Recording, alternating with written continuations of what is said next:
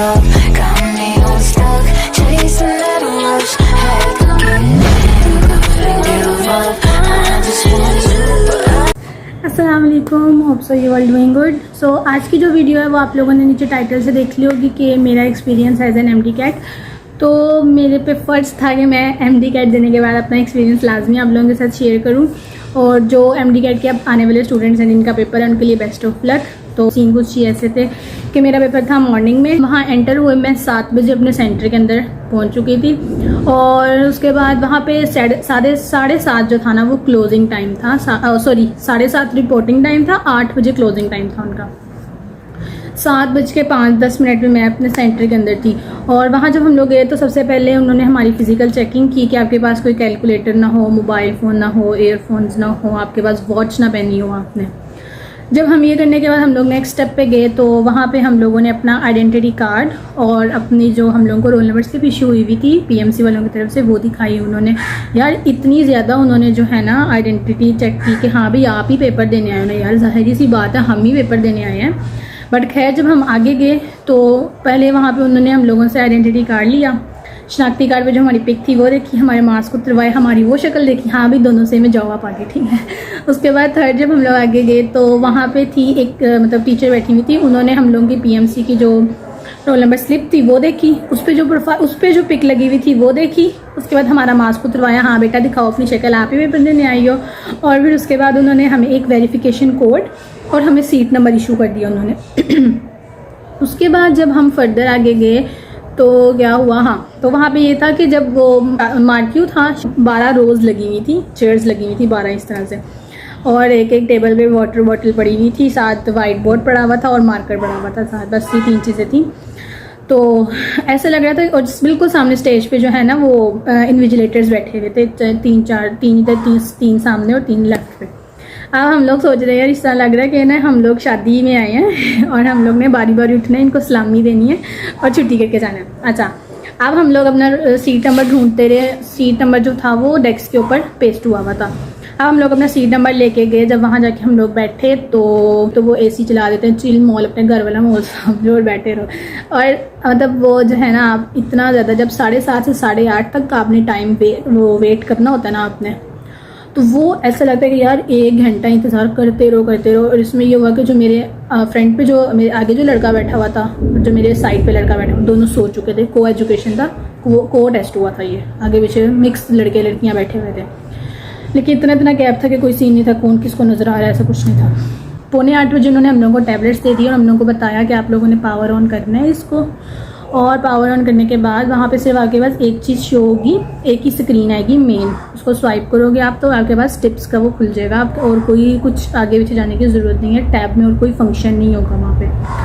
खैर 7:45 हम लोगों को टैबलेट मिल गया और हम लोगों ने उसको पावर ऑन करके अपना वेरिफिकेशन कोड डाला वहाँ पे। और वहाँ पे एक चीज़ हो रहा था कि जो अल्फ़ाबेट्स थे ना, जो वेरिफिकेशन कोड था वहाँ पे स्मॉल लेटर लिखे हुए थे, तो जब हम वेरिफिकेशन कोड टैबलेट पे डाले थे ना वहाँ कैपिटल लेटर ही आ रहे थे, तो कोई इतना इशू नहीं था। जो लेटर्स लिखे हुए थे बस आपको वो लिखने थे, कैपिटल स्मॉल का कोई सीन नहीं था, बस 0 और O में फ़र्क नहीं पता चल रहा था। तो अगर जिसका 0 हो तो वो पहले एक दफ़ा 0 लगा ले, अगर ना लगे तो उसको O करके लगा लेना, क्योंकि मैंने खुद ऐसे किया था, पहले 0 लगाया मैंने, नहीं लगा, फिर मेरा O मतलब वेरिफिकेशन कोड में O था तो वो फिर मैंने लगा दिया। अच्छा उसके बाद हम लोगों को 8 बजे जो है उन्होंने सूरत रहमान की तिलावत सुनवाई, ठीक है, और 8:15 तक उन्होंने हम लोगों को तिलावत सुनाई सूरत रहमान की, ताकि स्ट्रेस फ्री हो जाए हम लोग, बच्चों को टेंशन ना हो। फिर उन्होंने जो आजकल थोड़े र्यूमर्स उड़ रहे हैं इसके पीएमसी के हवाले से कि पेपर चेक नहीं हो रहे हैं, इंटरनेट का इशू आ रहा है, उन सब के बारे में उन्होंने हम लोगों को डिटेल बताया कि बेटा ऐसा कोई सीन नहीं है। 8:15 से लेकर 8:30 तक ये स्पीच हुई थी कि बेटा ऐसा कोई सीन नहीं है, ऐसा कुछ नहीं हो रहा है, र्यूमर्स कोई नहीं है, हमारे इंटरनेट में कोई इशू नहीं है, चेकिंग में कोई इशू नहीं है, जो आप लोगों ने किया होगा वही आप लोगों को रिजल्ट शो होगा, ये वो फलाना।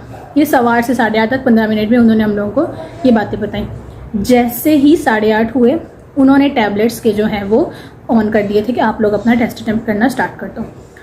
उसके बाद हम लोग टैबलेट पर अपने करते गए, MCQs मार्क करते गए। सबसे पहले फ़िज़िक्स के थे, फिर उसके बाद बायोलॉजी के थे, फिर केमिस्ट्री, फिर इंग्लिश और फिर लॉजिकल रीजनिंग के।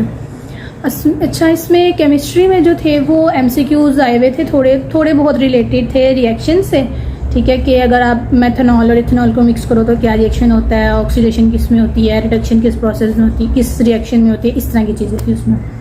और फिज़िक्स में यूनिट्स बहुत ज़्यादा थे, यूनिट्स बहुत भरपूर भरे हुए थे, क्या इसका यूनिट क्या है, इसका यूनिट क्या है, इस तरह के। और बायोलॉजी में मेरा 90% मेरा जो पेपर था ना वो रिप्रोडक्शन वाले चैप्टर में से आया था, जो सेकेंड ईयर में है। उसमें से भी मेल और फीमेल में से कम आया हुआ था, मेल में से ज़्यादा आया हुआ था, मेल रिप्रोडक्टिव सिस्टम में से। और उसके बाद जो है इंग्लिश में एसवीओ का ज़्यादा यूज़ आया हुआ था, वोकेबलरी बहुत थोड़ी आई हुई थी, एक एमसीक्यू था सिर्फ वोकेबलरी का।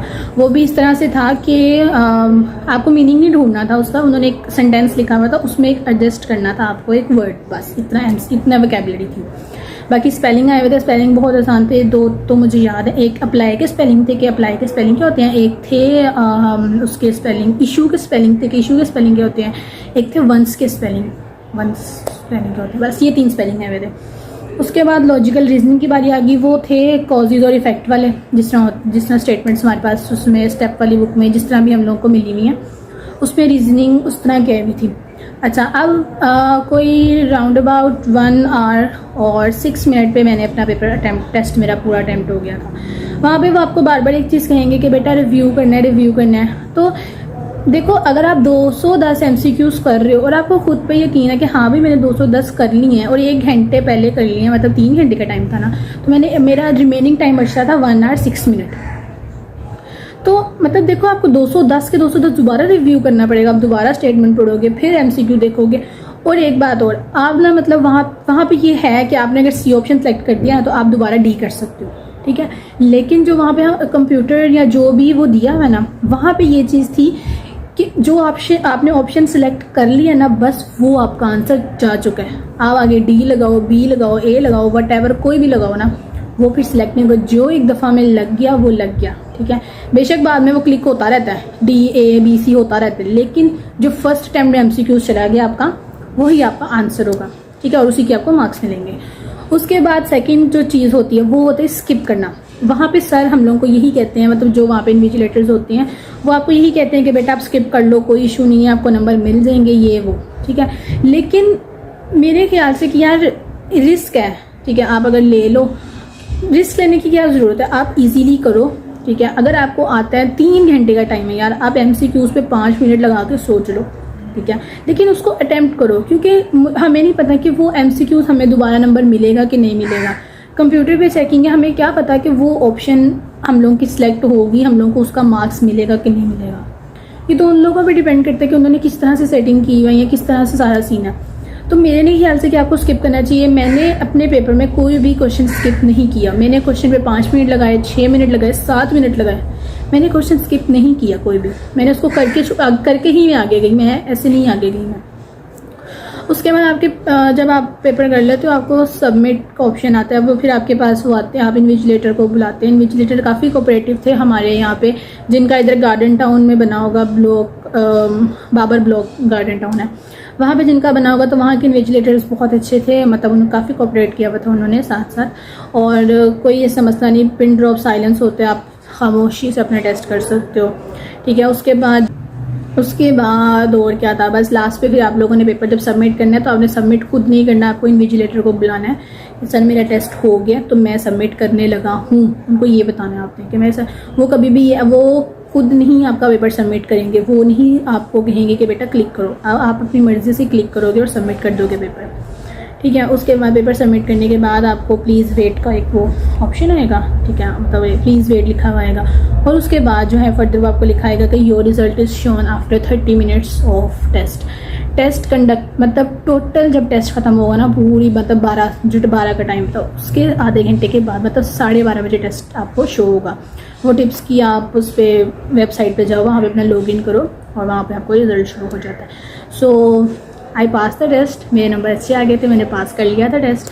तो बाकी अल्हम्दुलिल्लाह, बस ये है कि BDS का मेरिट नहीं बना मेरा, डेंटल सर्जरी का नहीं बना, लेकिन कोई नहीं, आगे और फील्ड्स हैं इंशाल्लाह उनमें ट्राई करेंगे।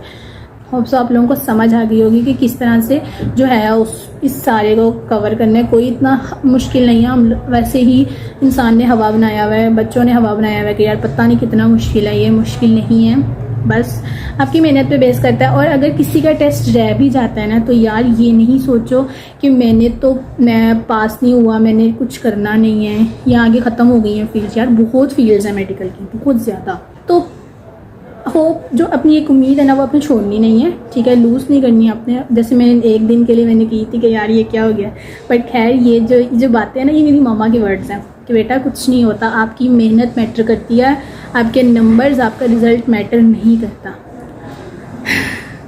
सो होप्स आपको ये अच्छा लगा हो और आप लोगों को समझ आ गई हो, और बेस्ट ऑफ लक जिन का टेस्ट है अभी। और बाकी होप्स आपको अच्छा लगा हो। Do must like, share, comment and subscribe and follow me on Instagram. अल्लाह हाफिज़।